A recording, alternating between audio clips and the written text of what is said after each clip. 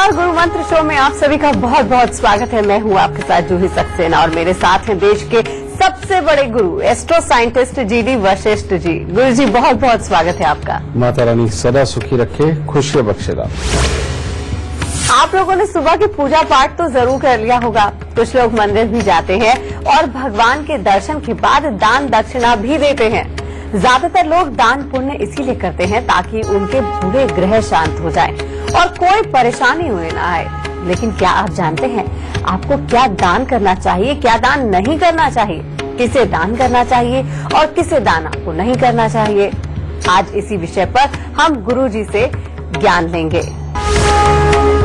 गुरुजी, दान को पूजा का हिस्सा माना जाता है और कहा जाता है कि आपकी पूजा भी तब तक पूरी नहीं होगी जब तक आप दान पुण्य ना कर दें। लेकिन बहुत सारे लोग दान करते हैं लेकिन उनको पूरी नॉलेज नहीं होती है दान की। तो सबसे पहले आपसे जानना चाहते हैं कि दान कितने प्रकार के होते हैं? ठीक कह रहे हो बेटा तुम। और अभी तुमने एक बात बोली बहुत बड़ी कि मंदिर जाते हैं, दान कर देते हैं, लेकिन ये नहीं पता कि दान किस चीज का करना भी है या नहीं करना। सही मायने में जितना पूजा पाठ का आज तक विधान बना है बेटा, ये सही मायने में जन्म कुंडली के ग्रहों को ध्यान में रखते हुए हर इंडिविजुअल पर्सन के लिए इंडिविजुअल दान या पूजा पाठ का विधान क्रिएट किया जाता था। लेकिन अब ये तो एक साइंस के अकॉर्डिंग हर किसी का अलग अलग देखा जाता है। लेकिन पुराने समय के अंदर समृद्ध लोग जो हुआ करते थे, जो सेठ लोग हुआ करते थे, राजा मंत्री लोग हुआ करते थे, वो इस प्रक्रिया को अपनाया करते थे क्योंकि उनके लिए ज्ञानी पंडित जी भी आसान मिलते थे, उनको विधान बताते थे। लेकिन वो उस वक्त का जो साइंस के अकॉर्डिंग पूरी तरह से विधान बनता था दान का, वो बढ़ते बढ़ते एक चलन के अंदर असूल बन गया और देखा देखी लोगों ने ये सब कुछ करना शुरू किया।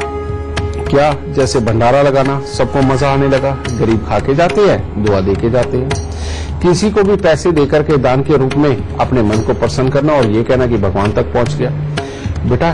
लेकिन ये तरीका बिल्कुल गलत है जी। ज्योतिष के अंदर ये साफ तौर पे कहा गया है कि जन्म कुंडली के अंदर जो भी ग्रह उच्चता बैठा हो, अच्छा बैठा हो, आपको धन देने के लिए बैठा हो, उसकी वस्तुओं का दान देना आपके लिए बेहद घातक हो जाएगा। आप जिस चीज से संबंधित काम करते हैं, जिस ग्रह से संबंधित आप काम करते हैं, उस ग्रह की वस्तुओं का दान देना आपके लिए बहुत घातक है। आपके कामकाज खराब हो जाएंगे। दूसरी एक और चीज बहुत बड़ी बताई गई है और वो क्या है कि आपकी जन्म कुंडली के अंदर जो ग्रह बिल्कुल अशुभ का बैठा हुआ है, खराब बैठा हुआ है, आपको नुकसान पहुंचाने वाला बैठा हुआ है, उससे संबंधित अगर आप देवी देवता की पूजा करते हो तो बेटा ये आपके लिए ऐसा ही हो जाएगा जैसे अपने दुश्मन के हाथ में तलवार देना कि लो मेरा गला काट दो। इसीलिए आपने बहुत बार देखा होगा कि कईयों की जो परमात्मा एक चुटकी भी सुनता है और वो थोड़ी सी पूजा करते हैं, उनका फल भी मिलता है और खूब खुशहाल भी होते हैं। लेकिन आपने बहुत सारी दुनिया को ऐसे भी देखा होगा जिन्होंने अपने जीवन के अंदर परमात्मा के नाम के बिना एक दिन भी नहीं गुजारा। कभी उन्होंने कभी किसी का बुरा नहीं किया और कभी भी किसी बुरे व्यसन का प्रयोग नहीं किया। उसके बावजूद भी परमात्मा को तरस नहीं आया और उनके दुख वैसे के वैसे ही बरकरार रहे। बेटा ऐसा होता क्यों है? उसका कारण है आपके पास इस विधान के ज्ञान की कमी का होना। इसके अंदर परमात्मा का कोई दोष नहीं, इसमें दोष आपका है। आपको पता होना चाहिए कि आपकी जन्म कुंडली के अनुसार आप क्या दान कर सकते हैं, क्या दान नहीं कर सकते, और कौन सी पूजा कर सकते हो और कौन सी पूजा नहीं कर सकते। इसीलिए हमारे पास जो भी इंसान इस चीज की सलाह लेने आता है, हमारे ऑफिस में आता है या हमारे पास जन्म कुंडलियां जो जाती हैं, उसके अंदर साफ तौर पे पहले मेंशन होता है कि आप क्या दान कर सकते हैं, क्या दान नहीं कर सकते, और किस भगवान की पूजा नहीं कर सकते, और किस भगवान की पूजा कर सकते हो और किस भगवान की पूजा नहीं करनी है आपको। ये अगर सही तरीके से आपने यही जान लिया तो आपकी जिंदगी की आधी से ज्यादा मुसीबतें तो वहीं पे कहीं। ठीक है, जैसे एक छोटा सा मैं हालात बताता हूं बेटा। अगर जन्म कुंडली के दूसरे घर के अंदर राहु देव विराजमान हो तो इंसान अपनी युक्तियों से, अपनी मेहनत से, अपनी कर्मठता से पैसा बहुत कमाता है। लेकिन ऐसी युक्तियों से कि जिसके अंदर इंसान 2 लगाता है 10 बनाता है, समझ गए।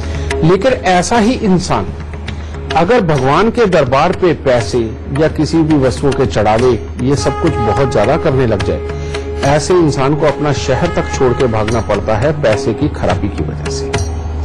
और वही इंसान उल्टा धार्मिक संस्थाओं के साथ जुड़ करके मंदिर में चढ़ने वाला चढ़ावा और मंदिर में चढ़ने वाला पैसा अपने घर पे लेके आता है, तो दिन दूनी रात चौगनी उसको कमाई फलती है और वो दिन प्रतिदिन बढ़ता चला जाता है और जिंदगी के अंदर अपना नाम कमाता है, अपने मोहल्ले अपने शहर के अंदर नाम बनाता है और उसके पास किसी चीज की कमी नहीं होती। देखो ये भी तो एक विधान है ना। अब ऐसे विधान आपको पता होने चाहिए। अगर ये नहीं पता करोगे, इसमें बेटा परमात्मा ने आकर के आपको बिल्कुल नहीं बताना कि आपको ये करना चाहिए या नहीं करना चाहिए। ये तो यहीं पर परमात्मा ने ज्योतिष की साइंस दी है और उसी के जरिए आपको ये सब कुछ पता होना चाहिए। तो गुरुजी आपने विधान तो बता दिया दान का, लेकिन क्या ऐसे भी कोई योग होते हैं जिनमें दान करना नुकसान हमें पहुंचा सकता है? बिल्कुल बेटा, ऐसे बहुत सारे योग होते हैं। जैसे अभी मैंने एक राहु का बताया है, इसी प्रकार से एक चंद्रमा का भी योग है। और एक सिंपल सी बात बेटा मैं तुम्हें बताता हूं कि दूध और पानी का दान देना हमारे लिए अमृत में मनाया गया है, यानी कि अगर देखा जाए तो शास्त्रों में ये लिखा है। लेकिन वहीं पर हमारे ज्योतिष शास्त्र में भी लिखा है कि चंद्रमा छठे घर के अंदर हो और इंसान लोगों को छबील बांट दे, लोगों के लिए प्याऊ लगवा दे, सार्वजनिक रूप से उसमें हैंडपंप लगवा दे या कोई कुआं वगैरह खुदवा करके खेतों के अंदर ट्यूबवेल लगा करके दूसरे के खेतों को पानी दे दे, तो ऐसे इंसान की समृद्धि उसके पास होते हुए भी उसकी औलाद उसके घर की तरफ से उसको इतने दुख मिलेंगे कि उसके पास में वही उसकी समृद्धि का सत्यानाश करने वाले उसके अपने ही लोग बन जाएंगे। और ऐसे में चलते हुए ना उसको औलाद का सुख मिलेगा, ना जीवन के अंदर बाकी खुशियों का सुख मिलेगा, उल्टा उसकी बर्बादी के रास्ते तय हो जाएंगे। इसी में एक और योग है बेटा, बृहस्पति अगर 10वें घर के अंदर हो और इंसान लोगों के अंदर बहुत ज्यादा दान पुण्य करने लग जाए, भंडारे लगवाने लग जाए, ठीक है, साधु महात्मा को बैठा करके उनको खिलाने पिलाने लग जाए और खुद भी स्वयं पूजा पाठ करने वाला हो जाए, तो ऐसे इंसान की सारी समृद्धि मिट्टी में मिल जाती है, काम धंधे बिल्कुल खत्म हो जाते हैं और उसको ऊपर से एक तरह के परमात्मा के कहर का उसको सामना करना पड़ता है। और एक और योग है बेटा, चंद्रमा चौथे घर के अंदर हो, बृहस्पति देव जन्म कुंडली के 10वें घर के अंदर हो, ऐसा इंसान अगर परमात्मा की मूर्ति की स्थापना मंदिर के अंदर करवा दे, कहते ऐसे ऐसे झूठे इल्जाम लगेंगे कि उसको फांसी भी खानी पड़ेगी, यानी कि दुनिया के अंदर बहुत ज्यादा शर्मिंदगी उठानी पड़ेगी। ठीक है जी। फिर एक और योग है, उसके अंदर केतु अगर 12वें घर के अंदर हो और कोई निसंतान आदमी जिसके की कोई बच्चा ना हो, ऐसा कोई इंसान ऐसे इंसान को प्रॉपर्टी दे दे जिसकी की जन्म कुंडली के अंदर केतु 12वें घर में हो, बेटा जहां वो प्रॉपर्टी अपने नाम पे आई उसके बाद वो इंसान जिंदगी के अंदर कमा नहीं सकता और उसका जितना गुण है वो सारा खत्म हो जाएगा और सारा पैसा याशी में बेकार की चीजों के अंदर खत्म होकर के मिट्टी हो जाएगा। समझिए, इसी तरह से जन्म कुंडली के अंदर बहुत सारे विधान हैं, समझिए। और अगर उन विधानों का हमने सही मायने में ध्यान नहीं रखा तो आपको तो पता भी नहीं है बेटा कि आप करने क्या लगे हो। आप जो अपने मन की एक अच्छी फीलिंग के लिए जो दान करने लगे हो, कहीं वो तुम्हारा दुश्मन तो नहीं बन गया। इसी प्रकार बेटा, जिन लोगों के पास बड़ी बड़ी लग्जरीज गाड़ी हैं, बड़ी बड़ी इंडस्ट्री चलती है, बहुत ज्यादा लेबर को तनख्वाह देते हैं, समझे, और हर तरह से हर सुख है उनके पास, ऐसे लोग शनि के दान, उड़द, साबुत, काले चने, सरसों का तेल, काला कपड़ा, लोहा ये दान देते हैं, या अपने वजन के बराबर जा के तेल चढ़ाते हैं, बेटा उनकी समृद्धि कब मिट्टी में मिल जाएगी कुछ नहीं पता, समझे। और जो लोग फौज के अंदर या महकमे के अंदर बहुत बड़े बड़े अफसर हैं, समझे, और खूब अच्छे दबंग हैं और उनकी हर जगह उनकी पूछ भी होती है बेटा, ऐसे लोग जितनी मिठाई बांट देंगे और जितने मीठी चीजों के भंडारे लगाएंगे, उनका करियर ग्राफ उतना ही नीचे आ जाएगा और उतने ही दुख उनको मिलेंगे। और जिन लोगों के समुद्र पार के बिजनेस है और इंपोर्ट एक्सपोर्ट के धंधे हैं और जो लोग रोज आए दिन सफर करते हैं, ऐसे लोग देसी घी के हलवे बांट देंगे तो बेटा कैसे चलेगा? तो ऐसे में उनका इंपोर्ट एक्सपोर्ट भी बंद होगा और अपने लिए सब कुछ घातक हो जाएगा। तो ये इस तरह से बेटा आपको ये पता होना चाहिए कि आप जो दान करने लगे वो किस ग्रह से संबंधित है। कहीं वही ग्रह आपको सब कुछ देने वाला तो नहीं है। अगर आपको सब कुछ देने वाले ग्रह का दान आपने कर दिया तो समझ लो आपने अपने धर्मपिता, अपने परम पिता को दान दे दिया और उसके बाद आप समृद्धि की कामना नहीं कर सकते। तो गुरुजी ने हमें बता दिया है कि अगर आप सही दान करते हैं तो कैसे आपकी किस्मत चमक सकती है, लेकिन अगर वही दान आप गलत तरह से करते हैं या गलत ग्रह के लिए कर लेते हैं तो कैसे आपकी किस्मत आपसे रूठ सकती है। गुरुदेव, अब बात कर लेते हैं शादी, पैसा और नौकरी की। इन तीनों को अच्छा करने के लिए अलग अलग कौन से हम दान कर सकते हैं जो हमें फायदा दे? शादी, पैसा और नौकरी। बेटा शादी के लिए सबसे उत्तम दान एक ही माना गया है। फालतू के दानों को आप भूल जाइए। और शादी के लिए सबसे पहला दान घर की पहली रोटी वो बना करके आधी गाय को, आधी से आधी कुत्ते को, आधी से आधी कौवे को। और शुक्रवार के दिन, सोमवार के दिन या बुधवार के दिन किसी दिन भी गाय को हरा चारा डालना या साल में एक बार 100 गायों को इकट्ठा चारा खिला देना, वो भी हरी चरी जैसा कुछ वो खिला देना शादीशुदा जिंदगी को बहुत अच्छा लगता है। ठीक है, एक हो गया शादी का। फिर नौकरी के लिए जिन लोगों को अपनी नौकरी बहुत अच्छी रखनी है, जिन्होंने अपने अफसर के आंखों के अंदर अपनी ऊंचाई पानी है, अपने साथ काम करने वालों के साथ में हमेशा बना के रखनी है और काम उनकी नौकरी हमेशा अच्छी चले, उन लोगों को चाहिए कि वो बंदरों को वो कुछ न कुछ खाने को दे। अगर और नहीं तो गुड़ और गेहूं सूर्य की ही वस्तु है और यही अगर बंदरों को खिलाते हैं तो किसी भी तरह का नुकसान नौकरी वालों को कभी नहीं हो सकता। उल्टा अपने अफसर की नजरों में और अपने साथ काम करने वालों की नजरों में उसका वर्चस्व बढ़ेगा। ठीक है, और बिजनेस वाले लोग, जितने भी लोग बिजनेस करते हैं, ऐसे लोग जितने दुर्गा पूजा करते हैं, कन्याओं का पूजन करते हैं, कन्याओं को पूजन करके उनको कपड़े दे करके या लाल चुनरियां उनके सर पे रख के पांव हाथ लगा करके उनका आशीर्वाद देते हैं, जिस तरह का मर्जी बिजनेस हो बेटा वो हर तरह का फलेगा, फूलेगा और आगे बढ़ेगा। तो गुरुजी ने आपको ये तो बता दिया है कि दान करने से आपको क्या फायदे होंगे और गलत दान करने से क्या नुकसान हो सकते हैं। गुरुदेव, आप दान की बात कर रहे हैं तो कहा जाता है कि हैसियत के अनुसार लोग सबसे ज्यादा से ज्यादा दान करते हैं और हमेशा ही दान करते हैं कुछ ना कुछ, लेकिन उन्हें पता नहीं होता है कि सही दान क्या है, गलत दान क्या है। तो एक बार आप दर्शकों को बता दीजिए कि क्या कुछ भी वस्तु दान करने से उसका फायदा मिल जाता है? बेटा देखो, ऐसे तो अगर मैं ये चैप्टर खोलूंगा और इसके बारे में बोलना शुरू करूंगा तो घंटों के घंटे बहुत कम पड़ जाएंगे। लेकिन आज आपको दान करना किस प्रकार से चाहिए इसका एक मैं बहुत ही सटीक और बहुत ही अच्छा तरीका बताता हूं, जिससे आपको पता चल जाएगा कि किन चीजों का दान करना चाहिए, किन चीजों का दान नहीं करना चाहिए। ठीक है, वो तरीका क्या है? अगर आपके पिता के सुख में कमी रही है या पिता का स्वास्थ्य हमेशा ही खराब रहा है या पिता जिंदगी के अंदर बहुत अच्छी तरक्की नहीं कर पाए, तो आप जितना गुड़ और गेहूं का दान देंगे आपको उतना ही फलीभूत होगा, हर तरह से उत्तम होगा। और अगर मां हमेशा ही परेशान रही है, जब भी आप प्रॉपर्टी लेते हैं उसके अंदर कोई ना कोई प्रॉब्लम पड़ती है, और जब आपकी दादी और नानी और मौसी इन्होंने अगर जीवन के अंदर बहुत तकलीफें पाई हैं, तो बेटा आप जितना दूध का दान देंगे उतना ही आपके लिए उत्तम रहेगा। यानी कि दूध और चावल का दान देना आपके लिए सर्वोत्तम है। और इसके बाद अगर आपकी बहन और बुआ इन्होंने जिंदगी में बहुत तकलीफ पाई है, इनके स्वास्थ्य खराब रहे हैं, गृहस्थियों से परेशान रही हैं और आगे चल के इनके स्वास्थ्य के अंदर भी बहुत बड़ी बड़ी तकलीफें रही हैं, तो ऐसे लोग जितना कन्या पूजन करके उनको खुश करते हैं या मूंग साबुत का दान करते हैं या हरे कपड़ों का दान करते हैं और किन्नरों को दान करते हैं, बेटा उनके लिए उतना ही अच्छा फलीभूत होगा और उनको जिंदगी के अंदर बहुत सुख मिलेंगे।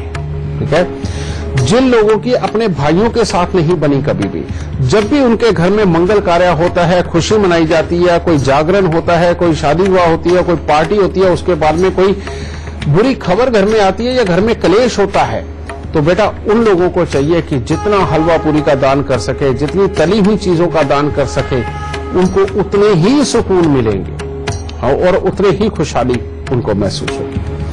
और जिन लोगों के घरों के अंदर बच्चे ग्रेजुएशन भी नहीं कर पाते, टैलेंटेड है, अकल वाले हैं, हर चीज में कामयाबी होते, लेकिन पढ़ाई लिखाई नहीं कर पाते, ग्रेजुएशन उनकी कंप्लीट ही नहीं होती, और जिन्होंने अपने दादा दादी का चेहरा ही नहीं देखा, उनके पैदा होने से पहले ही दादा दादी चले गए, उन लोगों को जितने वो फल फ्रूट का दान करे, खासतौर पे सेब का दान करे, चने की दाल का दान करे, पीले कपड़ों का दान करे, अपने जो पुरोहित है, पंडित है, उनको सोने का दान करे, बेटा उनके लिए उतना ही अच्छा होगा। परमात्मा उनको और भर भर के देगा और जिंदगी के अंदर कभी उनको नुकसान नहीं होंगे। ठीक है।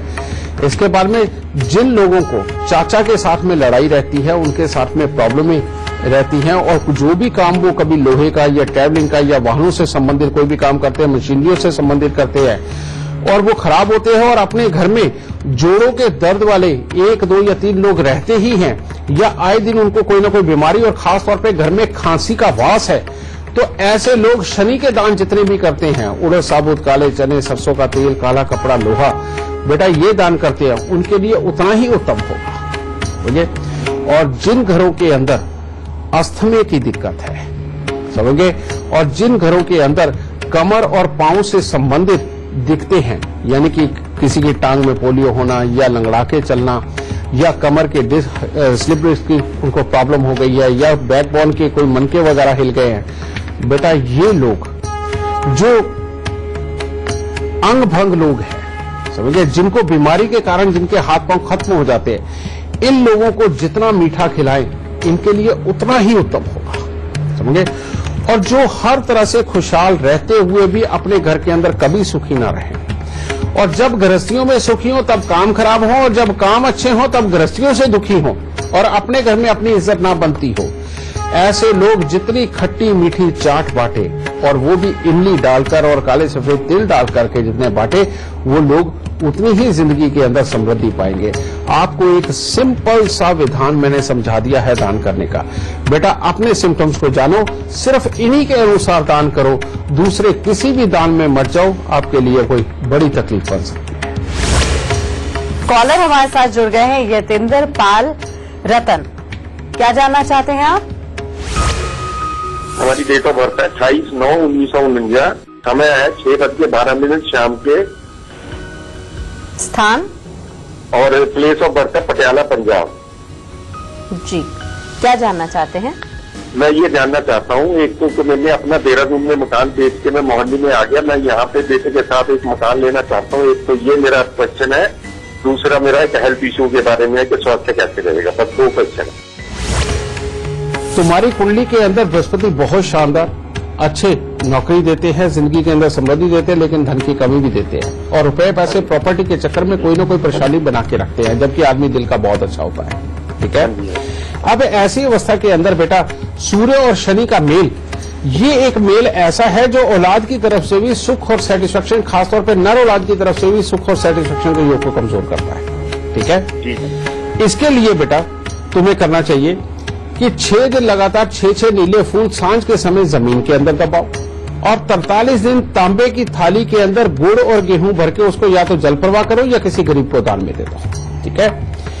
इन 2 उपायों से होगा क्या, एक तो औलाद के साथ रहना, औलाद की तरफ से सुकून पाना तुम्हारे लिए बहुत अच्छा हो जाएगा, और दूसरा इससे तुम्हारा स्वास्थ्य और तुम्हारी इज्जत दोनों के अंदर बहुत अच्छी बढ़ोतरी होगी। और तीसरा, अगर तुम हर सोमवार को दूध और चावल भोलेनाथ पे यानी कि शिवलिंग पे चढ़ा करके और नमः शिवाय का जाप करो, तो बेटा प्रॉपर्टी और पैसे के अंदर आने वाली जितनी भी तकलीफें हैं वो सारी तुम्हारी खत्म होंगी। और अभी भी अपनी जिंदगी के अंदर कामकाज का अच्छा सुख पाना चाहते हो तो बेटा हमेशा अपना सर ढक के रखो, जिसमें कि नीला या काला रंग बिल्कुल ना हो। मात्र इतने से उपाय करके देखो, सारे दुख दूर हो जाएंगे और स्वास्थ्य बिल्कुल उत्तम रहेगा। ठीक है। खुश है दादा, सुख है। रुकते एक छोटे से ब्रेक के लिए, जल्द हाजिर होते हैं। ब्रेक के बाद एक बार फिर से आप सभी का स्वागत है। गुरु मंत्र में आज हम बात कर रहे हैं आपकी पूजा को सफल बनाने वाले दान क्या हैं। तो गुरुजी ने आपको ये तो बता दिया है कि कौन सा दान आपको करना चाहिए, कौन सा दान नहीं करना चाहिए, कौन सा दान आपको फायदा देगा, कौन सा नहीं देगा। गुरुजी अब जान लेते हैं आपसे कि क्या कोई मुहूर्त भी होता है जिसमें दान करने से हमें फायदा मिलता है? बेटा, दान करने का मुहूर्त कोई नहीं होता, इसका समय होता है। समझे, समय और मुहूर्त में फर्क है। समय कैसे होता है? जन्म कुंडली के अंदर जिस चीज की महादशा चले या अंतरदशा आए और उस महादशा या अंतरदशा का ग्रह आपकी जन्म कुंडली के अंदर बहुत ही खराब बैठा हुआ हो, समझिए, उस ग्रह से संबंधित जितनी वस्तुएं हैं आप उनका दान करें और दबा के करें, भले हर रोज करें, आपको उतने ही सुख मिलेंगे। और अगर आपकी जन्म कुंडली के अंदर कोई महादशा या अंतरदशा अच्छी आ गई और उसके अंदर आपके साथ अब अच्छा होने लगा है, तो उस महादशा से संबंधित ग्रह का दान, ग्रह की वस्तुओं का दान भूल के बिना करें।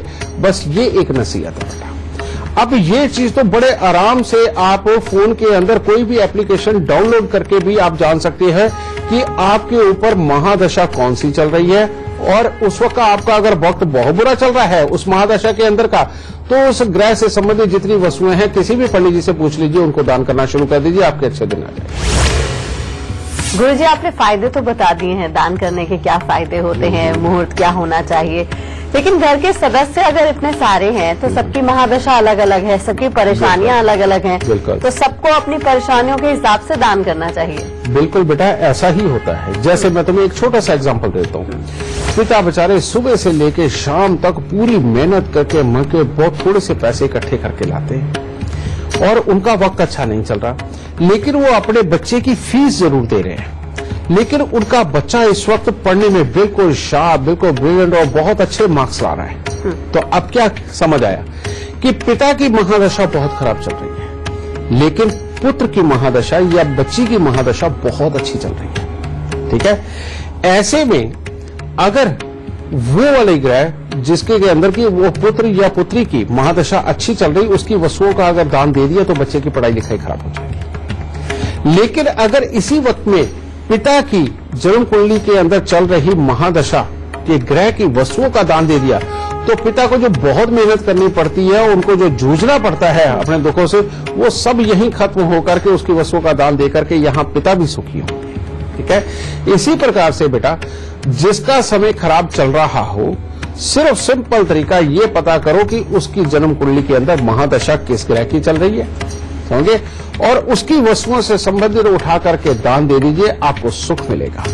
और जिसका वक्त ऑलरेडी अच्छा चल रहा है, वो किसी अपने अड़ोसी पड़ोसी अपने रिश्तेदार के पीछे लग करके बेमतलब की चीजों का दान ना करे बेटा, क्योंकि दान का विधान एक ट्रीटमेंट है, बकायदा साइंटिफिकली प्रूवन ये ट्रीटमेंट है बेटा। इसके साथ में अच्छा भी होता है, बुरा भी होता है। अगर शुभ ग्रह का दान दे दिया तो बुरा हो जाएगा, बुरे ग्रह का दान दे दिया तो अच्छा हो जाएगा। गुरुजी, दान पुण्य की बात हो रही है, तो घर में जितने सदस्य हैं, तो आपने बोला कि सबको अलग अलग दान करना चाहिए, लेकिन अक्सर ऐसा होता है लोग इतने बिजी होते हैं या बच्चे छोटे हैं, तो घर की जो मुख्य सदस्य महिला है वो सबकी तरफ से दान कर देती है, क्या उसका फायदा सबको मिलता है? बेटा, पहली बात तो मैं तुम्हें बताऊं कि घर की महिलाएं जो दान करती हैं, वो हमारे जो पुराने कस्टम्स है, जो रीति रिवाज है, वो पुश्तैनी जो चले आ रहे हैं, जो एक सास अपनी बहू को सिखाती है, बताती है, उन रीति रिवाजों से संबंधित ही दान होते हैं। ठीक है, इसीलिए जो पुरानी चली आ रही हमारी प्रथाएं हैं, इनको बंद करना आपके लिए बहुत ज्यादा घातक भी हो सकता है।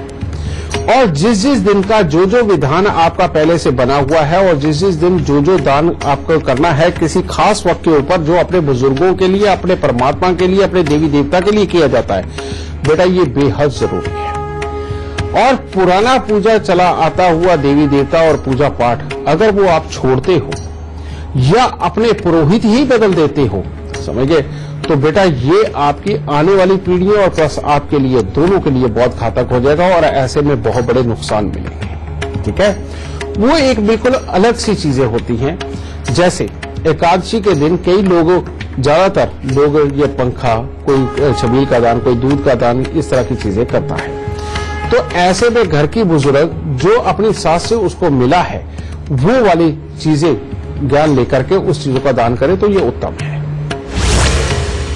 गुरुजी, आप दान के बारे में बता रहे हैं, ग्रह के बारे में बता रहे हैं, ग्रह शांति के लिए दान करना चाहिए, तो क्या हर दिन के हिसाब से दान भी अलग अलग होते हैं? हाँ बेटा, हर ग्रह का जैसे दिन है वही उसका बना है। जैसे मैंने नौकरी वालों के लिए कहा, अगर वो गुड़ और गेहूं का दान करते हैं तो वो रविवार को करें। अच्छा। और जिनको मैंने दूध और चावल का दान कहा है वो सोमवार को करें। और जिनको मैंने मीठे का दान कहा है वो मंगलवार को करें। और जो मैंने कन्या पूजन कहा है, समझे कि कन्याओं के पांव हाथ लगाना, उनको कुछ खाने को देना और उनको कपड़े देना बेटा, और या किन्नरों को हरे कपड़े देना बेटा, वो बुधवार के दिन करें। और जिन लोगों को मैंने चने की दाल का उपाय बताया है, यानी कि उनका दान वो कर सकते हैं, केसर का दान कर सकते हैं, पीले कपड़ों का दान कर सकते हैं, वो बृहस्पतिवार को करें। और जिनको गाय का यानी कि गाय की सेवा का विधान दिया है, वो शुक्र और शनिवार दोनों ही बड़े उत्तम हैं बेटा। वो कुत्ते कौवे की सेवा, गाय की सेवा, ये सब जो दान है वो शुक्र और शनिवार दोनों में से कोई भी दिन चुन करके उसका दान कर सकते हैं। और जो चाट वाला मैंने उपाय बताया था, समझिए कि चाट का दान देना, वो भी शुक्र शनिवार को आप करते हो तो बहुत ही उत्तम रहेगा। यानी कि अगर आपने दान सही दिन किया हो, सही ग्रह के लिए किया हो तो ज्यादा फायदा देता है। अब इसके अंदर एक और विधान है बेटा जी। अगर देखा जाए, अब अगर आपने गुड़ और गेहूं का दान देना है तो ये सुबह 8 बजे के आसपास अगर आप देते हो तो आपके लिए बहुत ही उत्तम है, क्योंकि वो सूर्य का ही समय है। उसके बाद में अगर आपने दूध चावल का दान देना है तो वो 10 बजे के आसपास करते हो तो बहुत ही उत्तम है। और मीठे का दान अगर आपने करना है तो वो 11 से 1 बजे तक कर दीजिए तो बहुत ही उत्तम रहेगा। ठीक है। और इसी प्रकार से बेटा अगर आपने कन्या पूजन करना है तो वो कन्या पूजन दोपहर के बाद का जो 4 बजे के आसपास का समय होता है उसके अंदर बहुत ही उत्तम रहता है। ठीक है। और खट्टी मीठी चाट वगैरह का दान करना है तो बेटा वो अगर शाम के वक्त करे तो बहुत ही उत्तम। और गाय की सेवा आप किसी भी वक्त कर सकते हैं, कुत्ते कौवे की सेवा किसी भी वक्त कर सकते हैं। और बृहस्पति की पीली वस्तुएं, पीले कपड़े का दान, ये अगर बहुत ही सुबह सवेरे किए जाए यानी कि 6 बजे के आसपास तो बेटा महाफलित होते हैं। उस वक्त के अंदर ये जो मैंने समय बताए हैं ये इन्हीं ग्रहों से संबंधित समय हैं जो पूरे दिन में आते हैं बेटा। इसके अंदर किए गए दान आपको बेहद बल्कि कई गुना ज्यादा अच्छा फल देंगे। गुरुजी, लोग हैसियत के हिसाब से दान करते हैं, दक्षिणा करते हैं, लेकिन ऐसे भी कई लोग हैं जो दान दक्षिणा नहीं कर पाते हैं। 1 किलो दाल है या जो भी आप दक्षिणा बताते हैं, दान बताते हैं, वो नहीं कर पाते हैं। तो ऐसा कोई दान है जो वो करके अपनी हैसियत के हिसाब से कर वो भगवान का आशीर्वाद ले सकते हैं? बेटा तेरा सवाल तो बिल्कुल वाजिब है, लेकिन साथ में युक्ति नहीं मिलती। अच्छा। कारण ये कि जो आदमी इतना भी दान करने में पूरा सक्षम नहीं है, इसका मतलब ये है कि शनि राहु केतु उसके पसंद नहीं है। ये तो सिंपल सी बात हो गई। ठीक है। यानी कि उसको परमात्मा ने समृद्धि नहीं दे रखी। ऐसे आदमी को दान जरूर करने चाहिए। और वो दान क्या करने चाहिए मैं तुम्हें वो बता देता हूँ। ठीक है। थोड़ा सा मसूर लाल साबुत ले लीजिए और थोड़े से चावल। अगर यही लेकर के आप दान देते हो तो परमात्मा आपकी जरूर सुनेगा। दूसरा बेटा, जितने अनाज आपको मिलते हैं, जितने भी, वैसे सतनाजा बोला जाता है, लेकिन जो साबुत दालों के रूप में जितने चीजें आपको मिलती सारी मिक्स कर लीजिए। और सारी मिक्स करके भले रोज थोड़ी सी आप पक्षियों को डालो, किसी गरीब को उबाल के खाने के लिए दे दीजिए, दाल टाइप बनाने के लिए। बेटा ये दान जितना करोगे आपके लिए उतना ही फलीभूत होगा। जरूरी नहीं है कि सैकड़ों रुपए के दान करने वाले ही अपने आप को खुशहाल और अच्छा कर सकते हैं। बेटा मसूर साबुत लाल वाले और थोड़ा सा दूध या देसी खांड वगैरह लेकर के इसको दान देना बहुत उत्तम है। और सतनाजे का दान करना या सारे अनाज मिक्स करके उनका दान करना, ये हो सकता है कि थोड़ी देर के अंदर परमात्मा आपकी सुन ले और आपको इतना समृद्ध बना दे कि आप पहले सैकड़ों और बाद में हजारों रुपए का दान करने के काबिल बन जाए। एक कॉलर हमारे साथ जुड़ गए हैं, संदीप है नैनीताल से। जी, आप अपना जन्म का स्थान, जन्म का समय और जन्म की तारीख बताकर सवाल कर सकते हैं। जी, जन्म की तारीख है 24 जून 1997। जी, समय रात को 9:30 बजे और स्थान मुंबई। जी, क्या जानना चाहते हैं? अपने फ्यूचर के बारे में जानना था, कैसा फ्यूचर है, क्या है? बेटा सबसे पहले तो मैं तुम्हें बता दूं कि तुम्हारी कुंडली किसी भी नौकरी के लिए ज्यादा अच्छी है। और खास तौर पे अगर बेटा तुम किसी ऐसे डिपार्टमेंट में काम करते हो जहां पर सरकारी इलेक्ट्रिसिटी यानी कि बिजली के संबंधित जो डिपार्टमेंट है, ऐसे किसी जगह पे जाकर के नौकरी करते हो, तुम्हारे लिए बहुत अच्छा लिखा है। और क्या सर? हाँ जी, ये अच्छा है, मतलब विद्युत विभाग जैसे इसमें। हाँ बेटा, वहीं पे अच्छा है और यहाँ अप्लाई करके तुम्हें बार बार तकलीफें भी नहीं ज्यादा मिलेंगी और बहुत जल्दी नौकरी मिल जाएगी। और दूसरी बात बेटा, अगर प्रोफेशनल में अगर तुम किसी भी तरह की आयुर्वेदिक डॉक्टरी सीख करके और लोगों का इलाज करने का काम करते हो, वो भी तुम्हारे लिए बहुत बेहतर है। लेकिन बिजनेस प्रॉपर करना बेटा, वो तुम्हारी कुंडली के अंदर बहुत ही कमजोर योग है।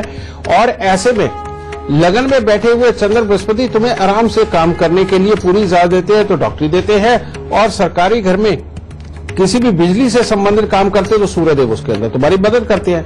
लेकिन बेटा, तुम्हारी कुंडली का शुक्र बेहद कमजोर होने के कारण ये मैरिड लाइफ के सुखों के लिए और तुम्हारा समय समय के ऊपर स्वास्थ्य की खराबी के लिए, भाई यार दोस्त के सुखों के लिए, इसके लिए बेटा मंगल, राहु और शुक्र तुम्हारे खराब है। इनका अगर इलाज करके चलोगे तो बेटा, साइड मैंने बता दी, उसके अंदर कामयाब होगे। लेकिन अगर इनका इलाज करके चलोगे तो गृहस्थी भी, यारी दोस्ती भी, मंगल कार्य भी और भाइयों के सुख भी, ये सब बहुत अच्छे रहेंगे। और वो उपाय क्या है? स्वास्थ्य के लिए हमेशा तुम्हें बिस्तर पे बैठ के कभी नहीं खाना चाहिए। और दूसरा बेटा, मैरिड लाइफ के लिए ये चीज का खास ध्यान रखना कि जितना सोना तन पे धारण करके रखोगे उतना अच्छा रहेगा। और साल में एक बार 6 दिन लगातार 6 सफेद पत्थरों को सफेद चंदन लगा करके उनको जल प्रवाह करना तुम्हारे लिए बेहद जरूरी है। और साल में ही एक बार 8 दिन लगातार 8 खोटे सिक्के जल प्रवाह करना बहुत जरूरी है। अगर ये दोनों उपाय करके चलोगे बेटा, जिंदगी के अंदर गृहस्थी, यारी दोस्ती, मंगल कार्य सब बहुत अच्छे होंगे। और साइड मैंने तुम्हें बताई दी। और भूल के भी बिजनेस करने की कोशिश मत करना बेटा, बहुत नुकसान लिखे हैं लाइफ में। ठीक है बेटा, दाता सुख दे। एक कॉलर हमारे साथ जुड़ गए हैं, मनोज मंडल हैं बैंगलोर से। जी, आप अपना जन्म का समय, जन्म की तारीख और जन्म का स्थान बताकर सवाल कर सकते हैं।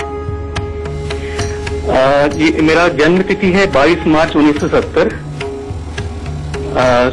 सुबह के 9 बजे।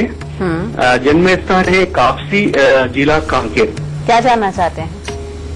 जी, मेरे जॉब के बारे में जानना है, क्योंकि हर साल 2 साल से ऐसे ही हो रहा है कि जैसी मार्च आता है, कुछ आता है, मेरा जॉब चले जाता है।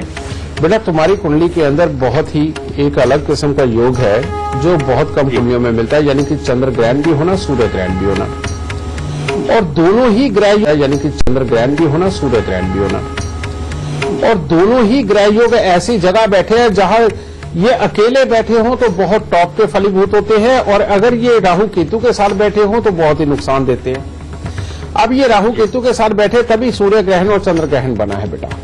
और ये योग के अंदर कहते हैं कि जिस तरह की पढ़ाई करोगे उस तरह के प्रोफेशन में जाना वो तुम्हारे लिए तकलीफ दे रहेगा।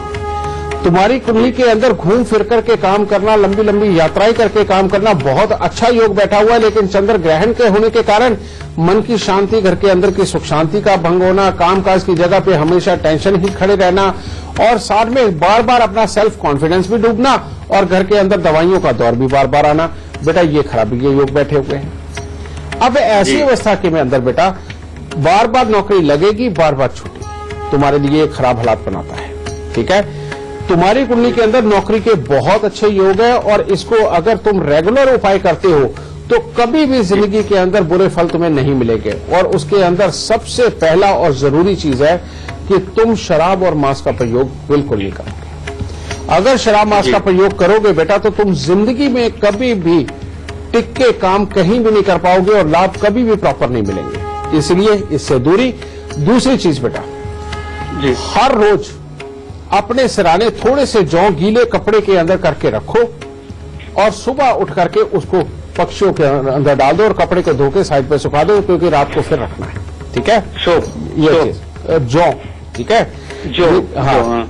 और दूसरा उपाय है बेटा कि हर चंद्र ग्रहण के ऊपर आपको 5 नारियल पूजा वाले लेने हैं, 500 ग्राम साबुत बादाम लेने हैं, 500 ग्राम सरसों का तेल लेना है, और 250 ग्राम काले तेल, 250 ग्राम सफेद तेल ये लेने हैं, और 50 सिगरेट प्लेन लेनी है जिसके साथ में फिल्टर नहीं लगा होता बेटा।